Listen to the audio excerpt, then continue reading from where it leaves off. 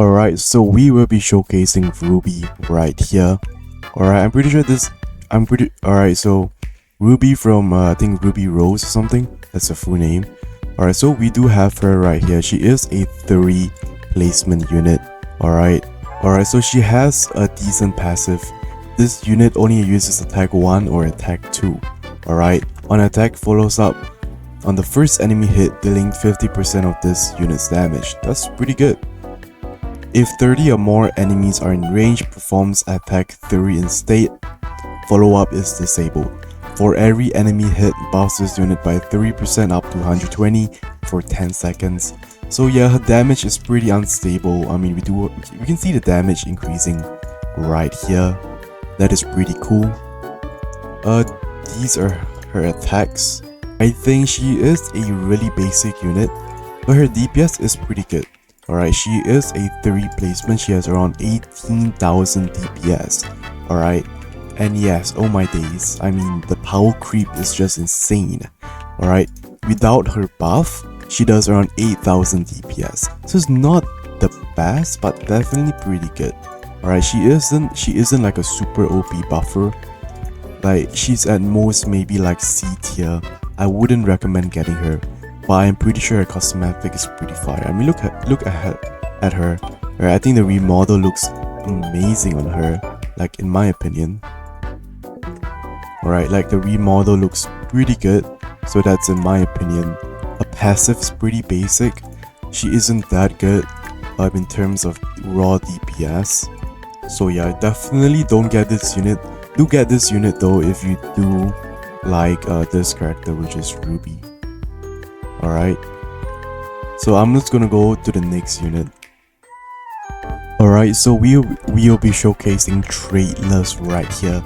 Basically, this guy is Deku. I'm not sure why this guy name is Deku, which is pretty weird. He has 0 SPA, so his DPS is basically infinite, but he has a really interesting deep passive.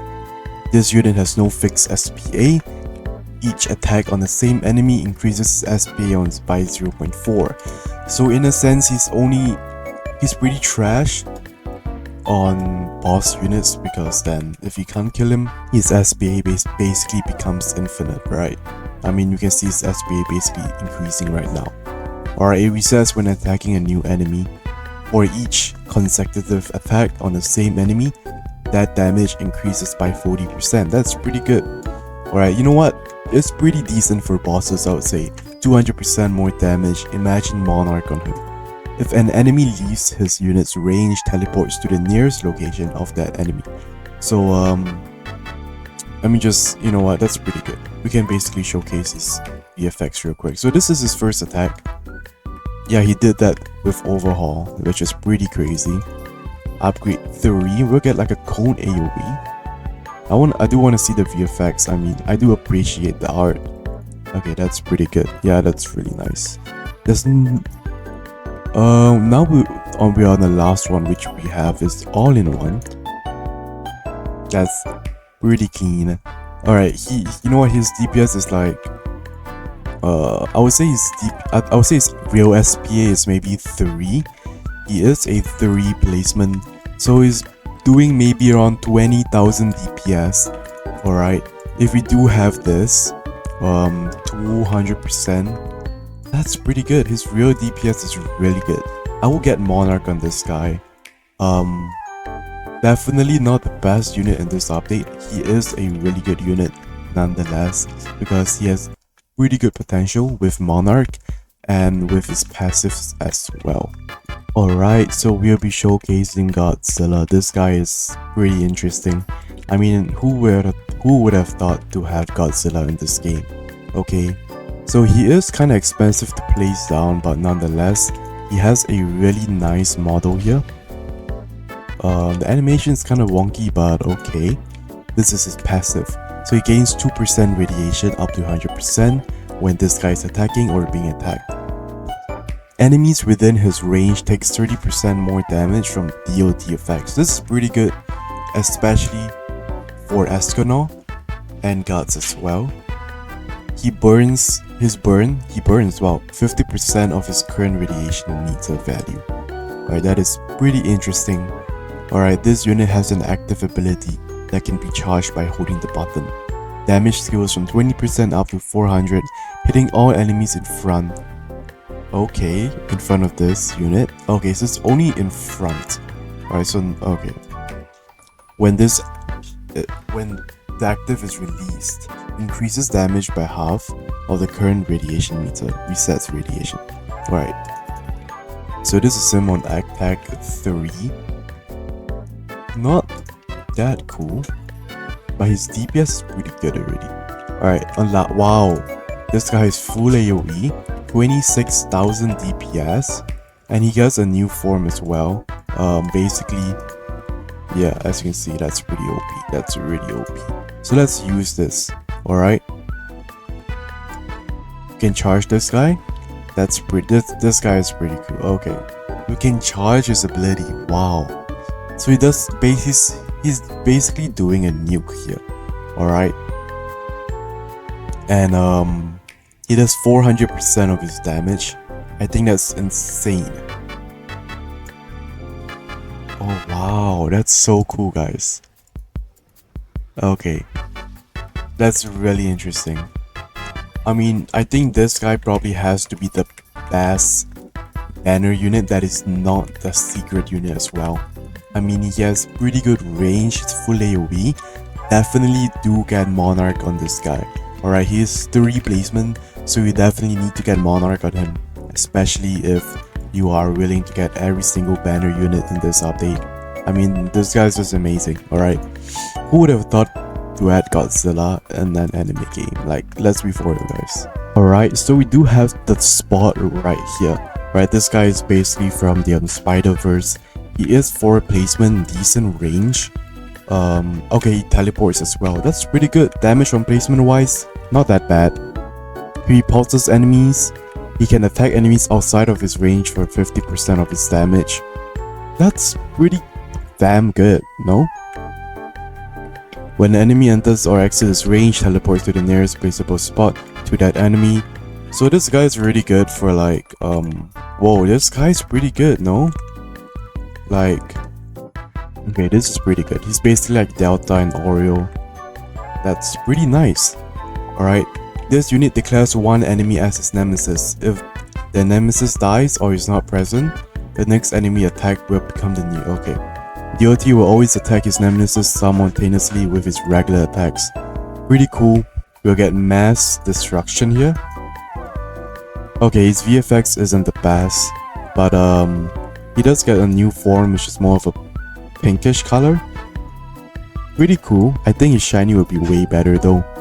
He has 12,000 DPS. He gets 6k DPS from here because he only takes 50% of his damage. But he's really good because he's basically like an upscaled version of Oreo. Alright, so if you need him for macros, I think this guy is the best. He isn't that he's pretty expensive to max. It's like 85,000 to max, but he's still a relatively good unit to use. Fat cat right here. I'm not sure what anime this guy is from or go. This guy is 2 placement and he has a decent range for passive. Randomly applies any status effects or debuff in the game. Effect details, 2 seconds. Okay, so I'm pretty sure, guys, you can read this. For each active effect on the enemy, there was 5% increase damage. Okay, so she's more of a support than a DPS unit. I mean, do we really need this? I mean, 2 placement, guys. So I mean, she isn't that good. Like, support wise, you know, that's pretty nice. Support wise, it's kind of like Rohan from Anime Adventures, if any of you OGs know. Alright, so we have Dio here, alright. This guy's pretty cool. Okay, placement wise, 13,000 damage.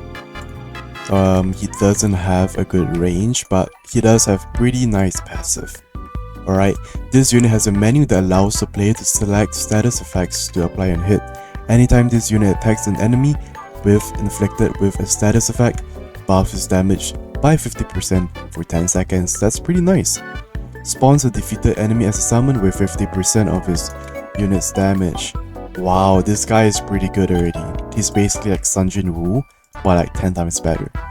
When this unit is placed or swapped in, time stop all enemies on the map for 10 seconds. Wow, that's pretty interesting, no? Look at this. He really time stops this enemies. Pretty OP. Alright, we can swap him and he gets a new form. That's pretty cool, okay? So this is his passive on his standless form, which he doesn't have any stand. You can see his abilities. His VFX looks amazing here. Alright, pretty cool. Already reaching insane amount of DPS already. We got 37 DPS, 37,000 DPS. That's already almost better than Broly, by the way. Alright, we can swap. He does 56,000 DPS with his stand, but of course he has a really trash AoE, and his AoE and his range is really trash. But aside from that, he does have a time stop ability. Alright, so we can use his standless and we can use his reality wheel right here. Alright, let's say I do one maybe rupture. I can have rupture on him and he does rupture, which is pretty good. Alright, and of course he gets a 50% damage from here as well. Alright, now we have his passive for his stand. Alright.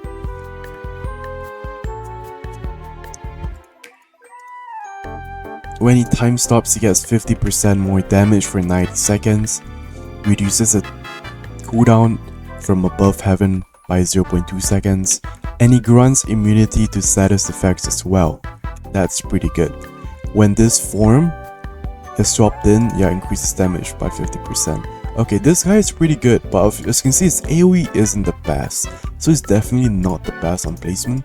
You definitely want this form if you want to clear stages easier, because, well, in a sense, you do have a bigger AoE.